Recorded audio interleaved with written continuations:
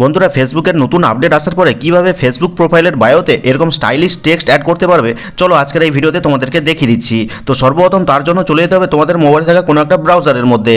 ব্রাউজারে গিয়ে গুগলের এই সার্চ বারে এসে সার্চ করবে স্টাইলিশ ফন্ট, এটা লিখে সার্চ করবে স্টাইলিশ ফন্ট। প্রথম যে ওয়েবসাইটটা পাবে সেটাতে ক্লিক করবে। ক্লিক করলে কিন্তু এরকম ইন্টারফেস পেয়ে যাবে পরের স্টেপে। তো এখন তুমি যেটা লিখতে চাইছো সেটাই টাইপ সামথিং এর বক্সে লিখে দিবে। তো আমি এখানে লিখে দিচ্ছি হাই আই এম বীরেন্দ্র।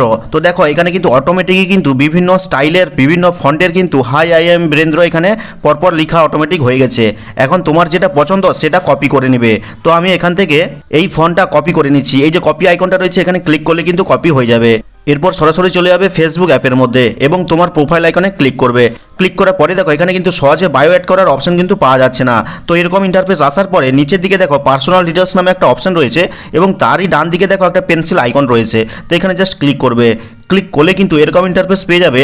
এরপরে কিছুটা নিচের দিকে নেওয়া হবে, দেখতে পাবে ইন্ট্রো নামে একটা অপশন রয়েছে এবং তারই ঠিক নিচে দেখো অ্যাবাউট ইউ অপশন রয়েছে। তো এখানে জাস্ট ক্লিক করবে।